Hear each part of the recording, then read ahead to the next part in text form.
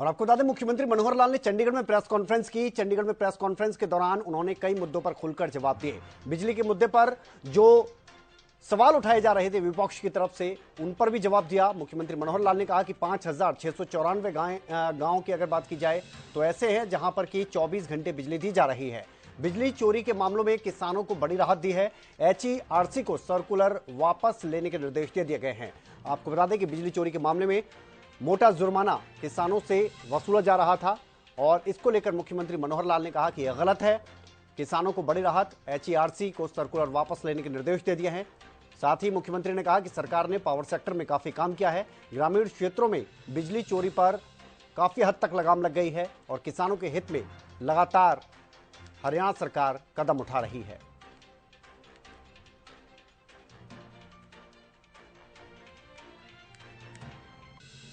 तो चंडीगढ़ में मुख्यमंत्री मनोहर लाल ने प्रेस कॉन्फ्रेंस की। विपक्ष की तरफ से बिजली के मुद्दे पर लगातार सवाल उठाए जा रहे थे। खासतौर पर जो बिजली चोरी के मामले पकड़े जाते थे उसमें जुर्माना वसूलने वाला जो मुद्दा था वो बहुत ज्यादा विपक्ष की तरफ से उठाया जा रहा था। उन सभी सवालों पर मुख्यमंत्री मनोहर लाल ने जवाब दिया। अंत्योदय उत्थान योजना जो हमारे मेले लगते हैं, उन मेलों में भी अभी तक 36,000 लोगों को ऋण मिल चुका है। अभी इन मेले फिर शुरू हो गए हैं। उन मेलों पर इस बार बहुत अच्छा एक प्रकार बनाया गया है कि ऐसे लोगों को पहले से काउंसलिंग करते हैं वहाँ मेले में आने से पहले कि आप क्या काम कर सकेंगे, ताकि वहाँ जाते ही डिपार्टमेंट से बातचीत करके उसका फॉर्म भर के उसको लोन के लिए। तो ये जो 1 लाख पूरा करने में हमारी जो 64,000 की कमी है वो इस राउंड में पूरी हो जाएगी। 1 लाख का टारगेट हमारा ये पूरा होगा। इन लोगों से मैंने बात की, न्यू BPL कार्ड जिनके बने हैं उनसे बात की, MSME जो एंटरप्रेन्योर हैं उनसे बात की है, मिकाडा के जो इरिगेशन का जो माइक्रो इरिगेशन का उनके यूजर हैं उनको भी सब्सिडी मिलती है, उनसे बातचीत की है। तो इनकी सबकी छोटी मोटी कठिनाइयां वो दूर करते रहे हैं। जो पेंशनर्स हैं 60 साल से प्रोएक्टिव होकर के जिनको अपने आप मिलता है उनसे मेरी बात हुई है, वो सब संतुष्ट हैं, का बढ़ने लग गए हैं।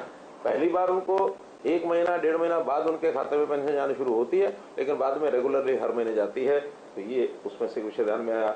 PM स्वनिधि जिनको 10,000 रुपया, 20,000 रुपया, 50,000 रुपया जो लोन दिया जाता है, छोटा जो व्यापारी जिसको ट्रेड रेडी फड़ी वाले लोग, इनको स्वनिधि के नाते से और हमने लगभग 1 लाख के आसपास लोगों को ये लोन दिलाया है ताकि वो अपना काम कर सकें।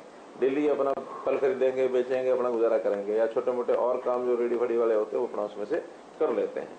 ई अधिगम जिनको टेबलेट दिए थे, अब टेबलेट्स में सॉफ्टवेयर की कुछ प्रॉब्लम थी, कई जगह उन्होंने कहा कि हमारा गिर गया, टूट गया है, उसकी रिपेयर का विषय। तो लेकिन बहुत लाभ लोगों को ज्यादा हुए हैं, जिसमें से उनको जो बच्चे IT में थोड़े भी एक्सपर्ट हैं वो IT के माध्यम से सारी चीजें, पाठ्यक्रम पूरा करना, ये करना, ये सब पूरा करते हैं।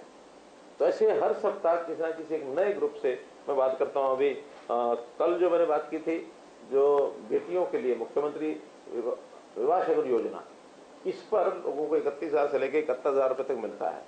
तो उसमें 90% पैसा पहले मिल जाता है, 10% केवल उनको जो सर्टिफिकेट देना होता है, मैरिज सर्टिफिकेट, उसके बाद मिलता है।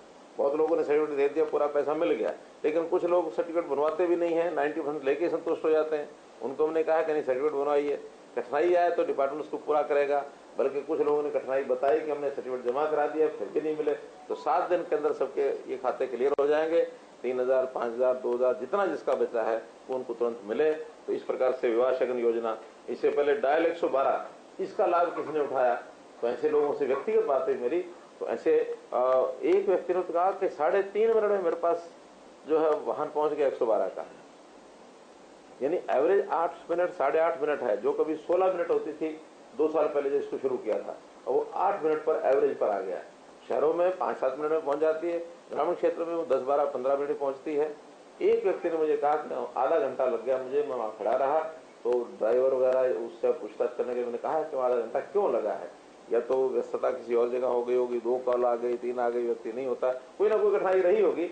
वरना इस व्यवस्था से भी लोग बहुत संतुष्ट हैं कि कहीं कठिनाई होने पर, एक्सीडेंट होने पर, कोई और कहीं बीमार आदमी अचानक कोई शारीरिक कष्ट आ गया, उसको आग कहीं लगी हुई है उसने देख ली, उसको बुझाने के लिए, तो ये सारी चीजों का लाभ 112 का उनको हुआ है गांव में।